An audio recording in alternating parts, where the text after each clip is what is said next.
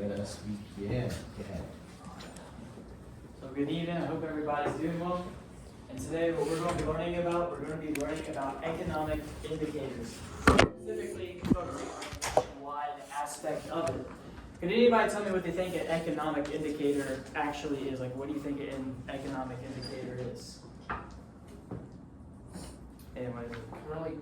Could it be like predicts how much money you would make if you moved to a spot? There is a lot of predictions when it comes to economics. Like sometimes economic surface level is a lot more simple, but there is a lot of predictions. There's a lot of goods being distributed, a lot of goods being produced. So yeah, there is some predictions that are involved in it, but mainly what I have in mind when it comes to economic indicators was specifically statistics that shows the nation's economic state, how well they're doing, what they're producing, how much of the product they're producing, what essentially a nation is doing with the scarcity of resources they have. So, all right, let's get into it. So, it's going to be a bell ringer here, just to kind of give a surface level, because some of these indicators are a little bit more dense with a lot of formulas. So we're not going to go into the formulas too much, but I just want to get maybe a more surface level idea of what economics is before we actually look at these indicators. So for a bell ringer, or maybe just a little bit of a discussion, what do you think economics is, and why do you think it's relevant to us?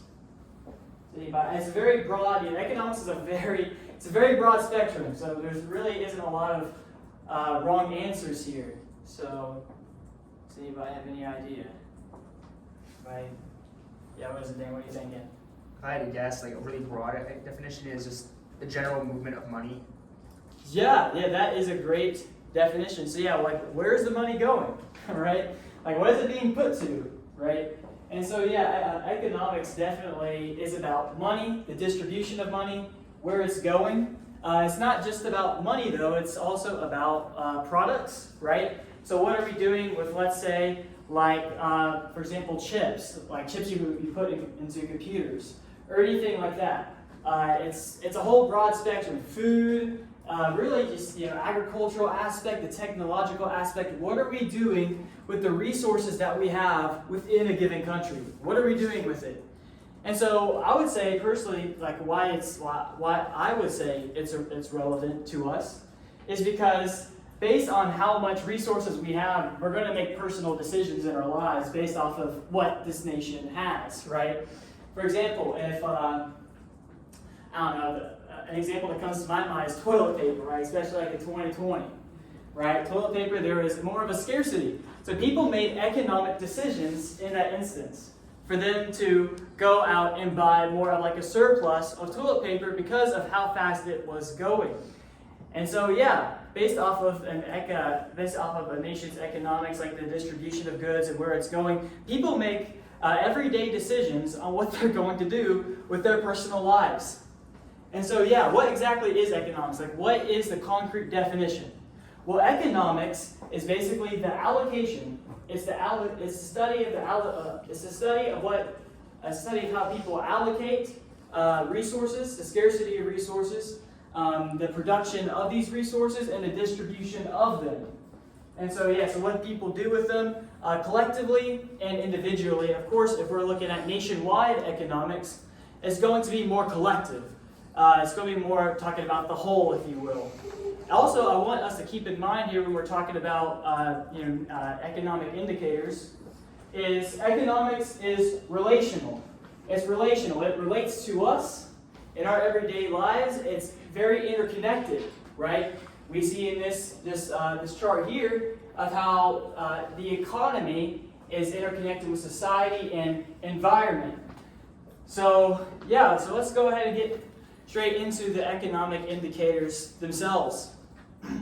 Well, yeah, here. Here's some objectives. So some objectives we're going to have in this lesson is we're going to be able to identify where the nation stands in gross domestic product in relation to other countries. So we're going to learn, where America stands and how well America is doing their job in maintaining its wealth in relation to other countries. We're going to be understanding economic indicators such as GDP and consumer price index and employment rate. We'll get into what those are later on. You're also going to know how the business cycle works, and of course the overarching concept here, what I really want us to focus on as we go further into the PowerPoint, is gross domestic product, or GDP. That's going to be a big one that plays into basically the business cycle and everything else in this lesson. So, all right. So what is gross domestic product? Well, gross in an economic sense is basically something without deductions. It's something without deductions. So gross domestic, so it's isolated. In this instance, it's within a nation, right? It's a macroeconomic gross domestic product is. And yeah, product is basically like the resources, what the nation is putting forth, whether it's food, whether it's chips, like microchips, whatever it is the country is putting forth, whatever it is the country is exporting. And we actually have a graph here to kind of help us out here. So we have government spending, right? This is the formula, by the way, for gross domestic product. Consumption plus investment expenditure. Consumption, this would be the consumption expenditure. That would be the resources bought, the totality of costs, the final cost of resources that are bought, let's say by like households. So like foods, like I said, toilet paper, basically just all those common necessities, right? That's going to come in with a consumer expenditure. We are the consumers, and so this is going to be stuff that's bought by households, if you will. On top of that, we're also going to have government spending. So what amount of money does the government put in to, let's say, such and such resources to maybe export it, right? Exportations, production, let's say in a militaristic aspect with technology, anything of that nature. That's government spending. So we're going to take into account government spending plus what households, what people spend, right? So once again, we're keeping track of where the goods are going, whether it's going to the consumer or whether the government how much money the government's putting into the actual production of these resources. And then net export expenditure, this right here, that'd just be exports minus imports. And we actually see here, at least in this chart, the net export expenditure, it's in a negative. So in a negative sense, or in the negative percentage, that basically entails that we are getting more imports than exports in this instance. Now this graph is not specific to the United States, but this graph is saying that this in particular here, this negative percentage in net export expenditure, that this percentage, this area or this country, they would be getting more imports than exports. So that's another thing to take into account. Let's say when it talks about gross domestic product, how much the production of materials and the cost of them.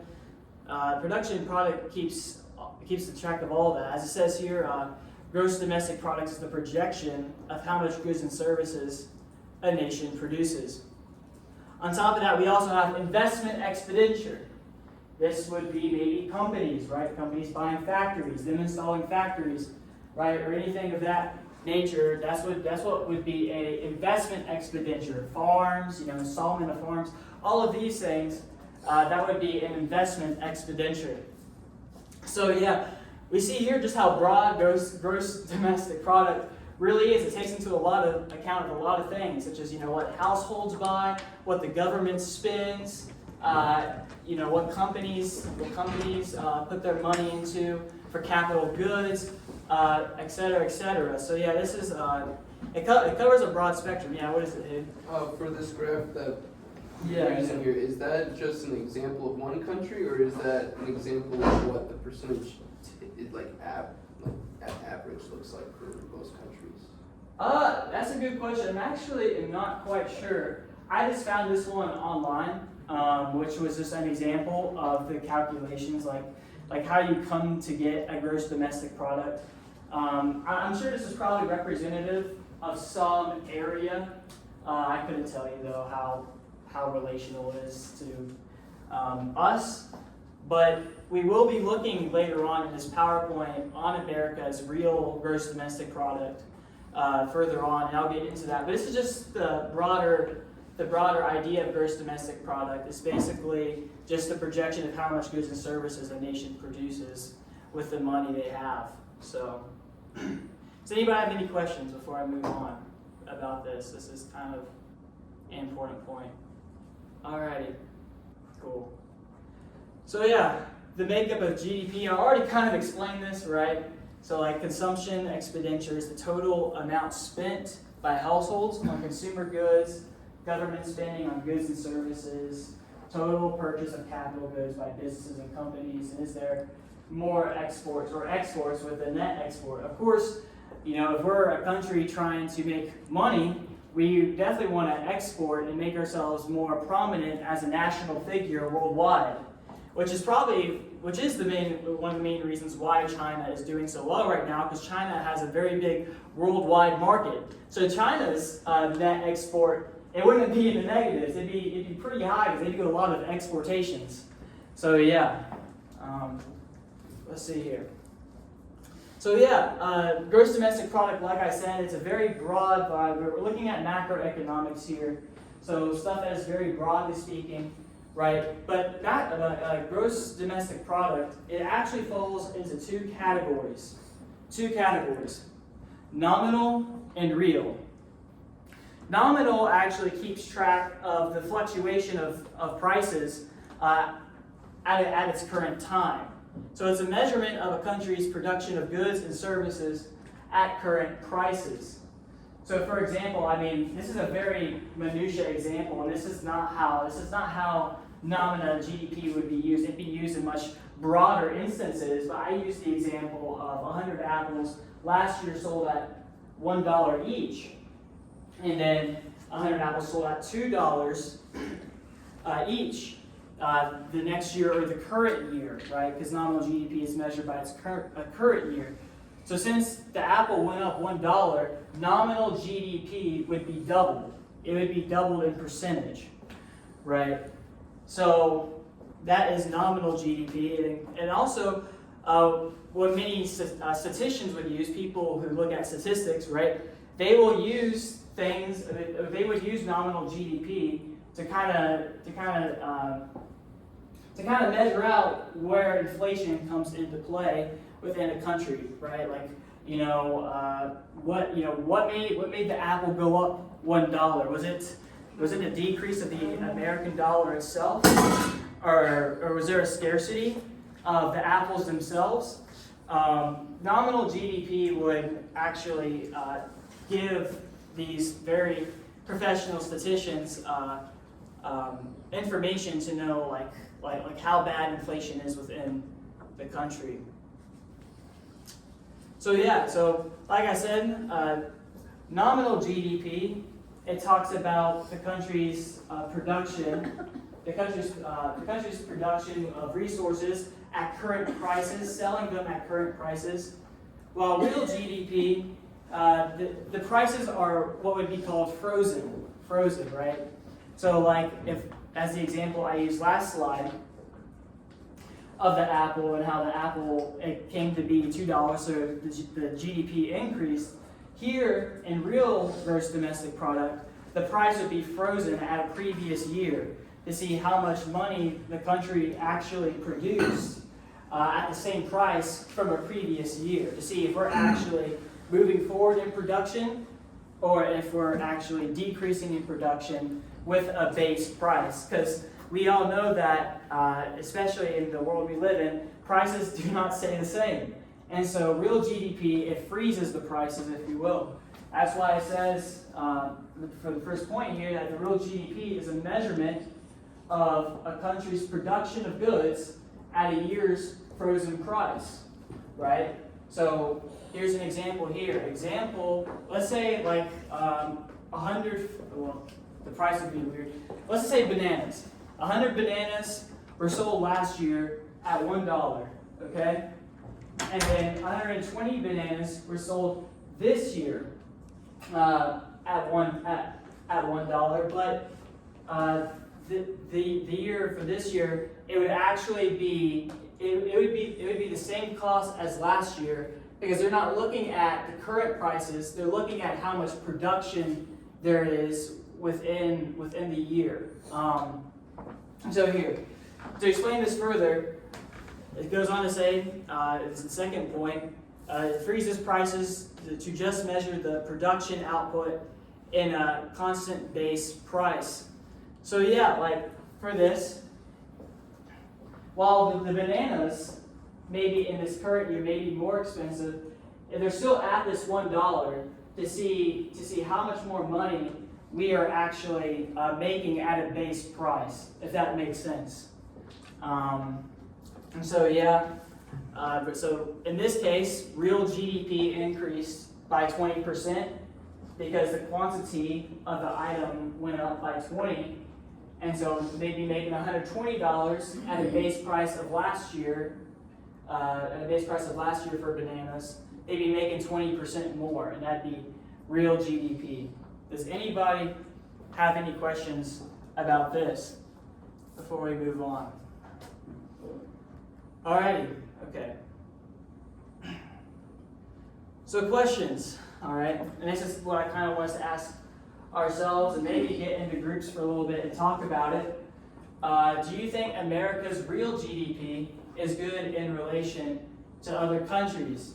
And remember, real GDP is frozen in prices, no inflation. But how good do you think America is doing when it comes to the production of products, just in general in relation to other countries? How much money do you think we're making at a constant base price than other countries? And then another question we have is, what country do you think has the highest growing real GDP? Which I already kind of said before, but you go in groups, maybe talk about what you think, which country has the highest gross domestic product.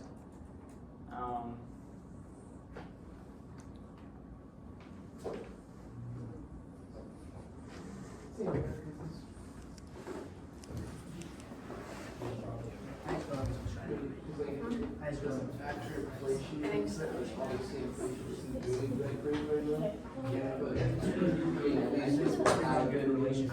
We have the second thing is like industrial Doing better than Yeah, producing more goods and creating more jobs. So I'd say right now, at this current moment, I think what I'd say is Here's what we're such a massive super's country.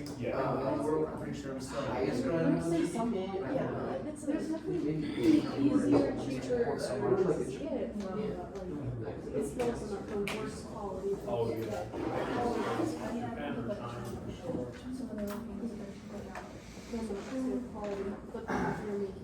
Alrighty, we'll keep on moving forward here. So yeah, so this is America's real GDP. So America is actually doing pretty well when it comes to gross domestic product, when it comes to just like a base price, not accounting inflation, right? Because America is like one of the worst countries when it comes to inflation, right? Our nominal GDP is high because of how much of an increase in current prices we do have. But at a previous year's base price, right, and just selling products at a previous year's price, right, we are actually ranked second overall. Of course, China being first, China, like I said, makes a lot of exports. China produces a lot of resources that other countries utilize. So this is another example of real gross domestic product, right? So we see the years here, 2024, 2023, 2022, right? And the data, so the base price is collected in the value of $2021. So actually our production has gone up. Our production has gone up over the years with the value of the $2021 bill. So that's kind of a good thing to see, that we are producing more resources, more than most. So that's good. But yeah, I mean, I kind of already gave away the answer. But yeah, the real gross domestic product, it's increased over the years. So that's good. Yeah, does anybody have any comments? You found that was it? Yeah, go ahead, Aiden. Is that like kind of do with relation as like an example, like our oil production, kind of like it got cut off and then now we're starting to produce it more, so then that would go into real GDP, right? 'Cause we're starting to produce it, like we're making more of it now. Yeah, 100%, yeah. I mean, yeah, and what we're doing with it, how we're distributing it, but the value of the oil itself, particularly with real GDP, it would like stay the same as like 2021. Okay. Does that make sense? Gotcha, yeah. Does that make sense? Mhm. Yeah. So like the amount of money we have here, there's actually no inflation. There is no inflation accounted. All of this is in the value of the 2021 dollar bill. So we can actually see that we've gone up in production and the cost of our we're producing more. We're producing more money's worth with the 2021 dollar bill. So yeah, does that make sense? Cool. All right. So this is just a little bit more practice here that we have. So we have an example here. Like I said, gross domestic product. I'm using very minutiae examples because it's very broad and a lot of different things are taken into account. So I'm using very, very minutiae, very, very small details because millions of different things that are taken into account when talk about the exports and imports that come in and all of these things. That's why I'm saying, economics on a very deep level, a lot of it's hypothetical, because how can we keep track of everything? We just can't. So I'm using a very minutiae example here, but I'm using the example of a Samsung S23. And we're going to be looking at the real GDP and a nominal GDP of a Samsung S23, okay, especially within the company itself. So it says last year, a Samsung S23 was worth $840, and the company Samsung was producing 100,000 phones. And this year, it's now worth $960, producing 95,000 phones. So just go around in groups again and just kind of think about, the question's kind of worded weirdly. Real and nominal are both modeled in this, as we'll find out. But just, do you think it's decreased, the real, over the year, from in the previous year to this year? Or do you think it's increased? Just share your thoughts on the question here and what you think. So has real gross domestic product, has it increased? Has it decreased? And has the nominal gross domestic product increased with its current price? Or no? Just share some thoughts on that with your group members.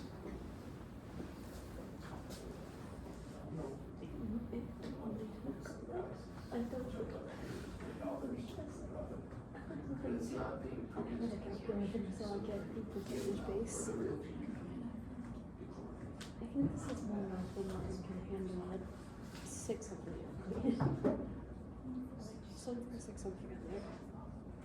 Whenever it goes now. And the day finance classes.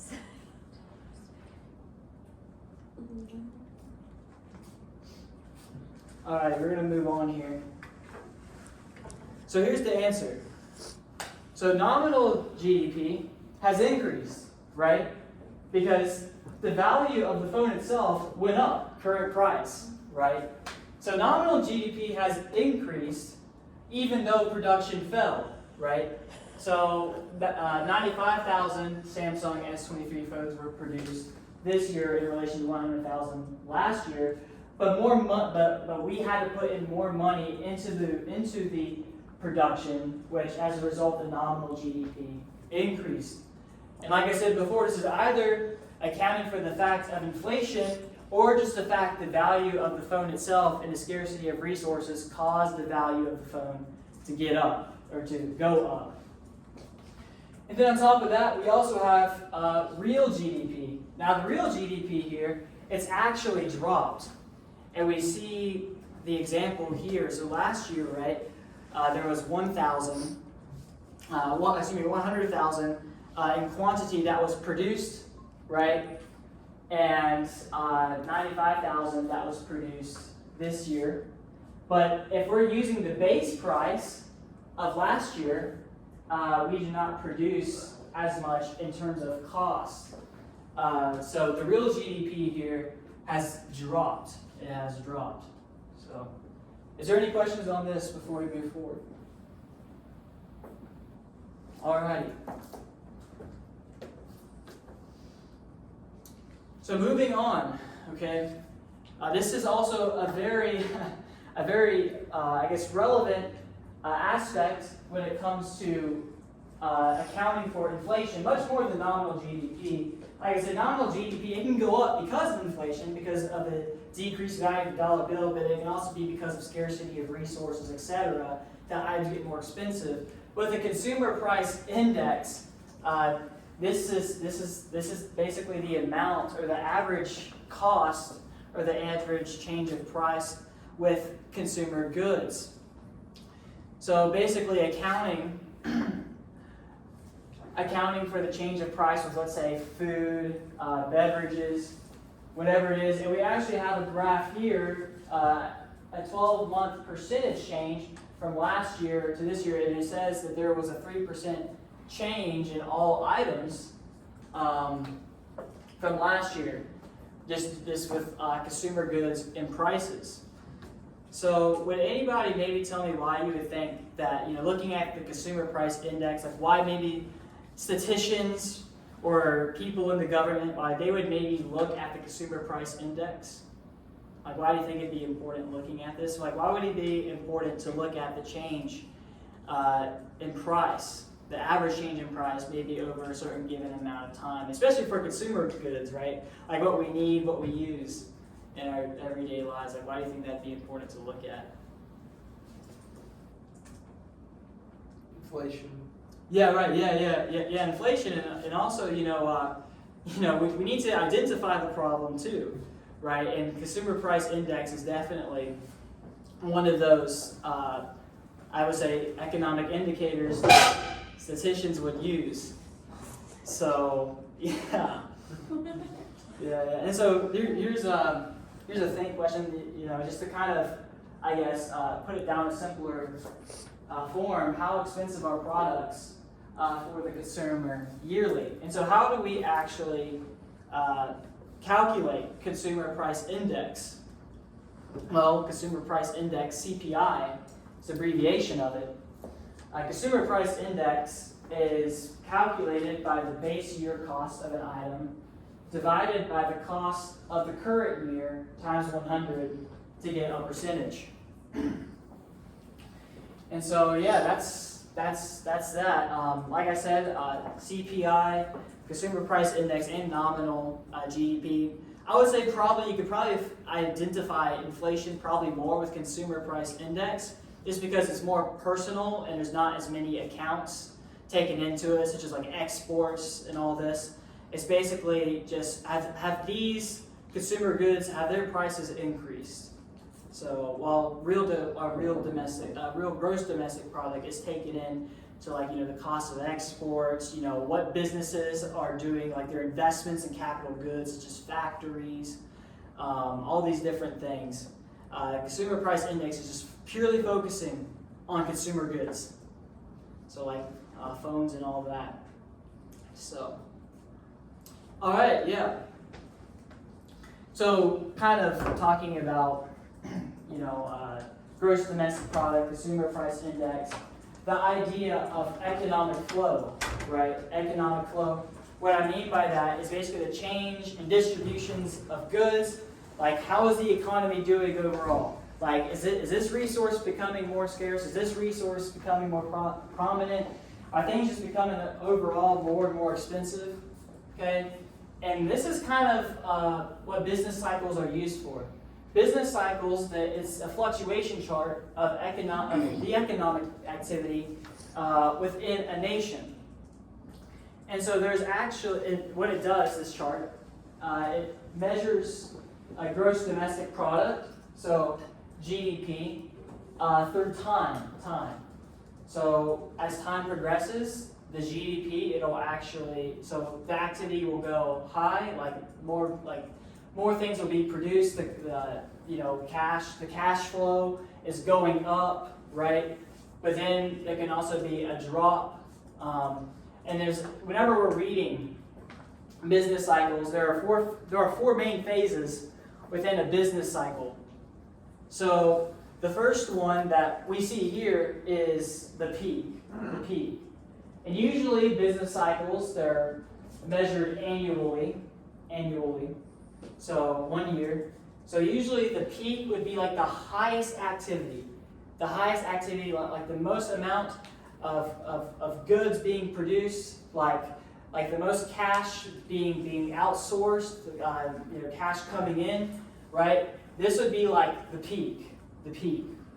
While the drop, it would be called a recession, but the main phase in the bottom half, which this is kind of like the breaking point right here. What I mean by the breaking point in a fluctuation graph, the breaking point is essentially if gross domestic product goes below this point, we really start struggling. Essentially, that's essentially what happens. And so the depression would be below the breaking point. So just kind of like think about this as kind of like I guess the peaceful era, the breaking point, and then depression would kind of be like that more uncomfortable zone. And then the trough is more or less just the lowest point. So the peak is the highest point. So the highest amount of goods being produced, and then the trough being the lowest. So yeah. All right. So yeah. So just looking at this. Also, by the way, so peak, depression, trough, and this is expansion when it goes up. Okay. So just thought I mentioned that. So yeah. So how should you think this graph be labeled? Just looking at this one last time here. How do y'all think this graph should be labeled? Like, what do you think goes here? Somebody tell me. Peak. Yeah, so peak would go right there. This would actually be gross domestic product. So that's the thing that's big. Yeah, no, you're good. So yeah, gross domestic product is actually what the chart itself is measuring through like a certain amount of given time, okay? And then the peak would just be like the highest economic flow, like the most activity, right? Like cash is going out, cash is coming in, right? There's more production of goods. Can anybody tell me what this is? Like I mentioned before, there's a breaking point, which is kind of, I guess, the peaceful era. If it goes below that point, what would that be called? Yeah, you had it. Yeah, depression. And then what would this be called? Animals, they eat from it. Trough. Yeah, trough. Yeah, so whenever you think, I use the farming example. But yeah, trough is just, like the lowest point. And then what would you call it if it starts going up? If the gross domestic product starts rising, economic flow, activity is starting to become, I guess, more realized, it's starting to be more active. What would this rise be called? Okay, it'd be called an expansion. And then that'd be called a peak. So, and actually, that's my bad. That'd be the trough. That's just the depression. So, because that's the lowest point. So, alrighty. So yeah, and here's a chart of unemployment rate. Okay. So yeah, now the higher the unemployment rate is, the higher the percentage, basically the worse it is. And if the unemployment rate is high, that basically means families are not able to support themselves. And basically, it causes detriment to the flow of goods. It causes detriment to the flow of goods because things are not being bought, families are not able to afford the things they need. And so yeah, there's unemployment rate. The higher the percentage, the worse things are. So there are my sources. Let's see here. We can do Kahoot real quick. I'm not gonna do a video. We don't got time for that. All right. Okay, so this is a econ lesson.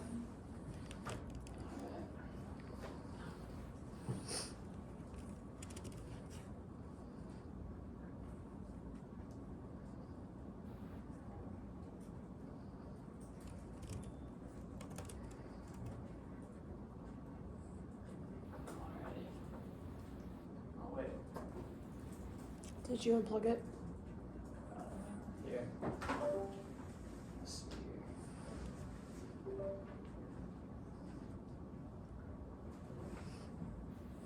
Oh, wait a minute.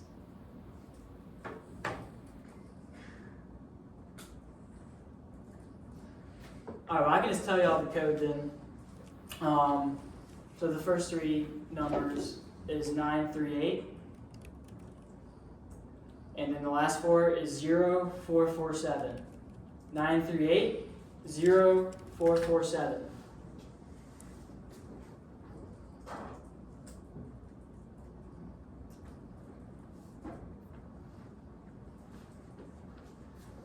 Alrighty.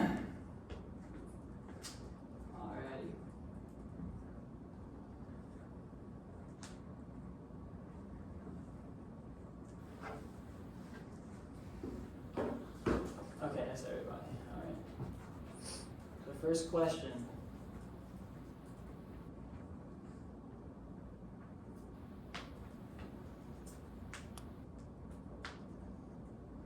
So what is real GDP?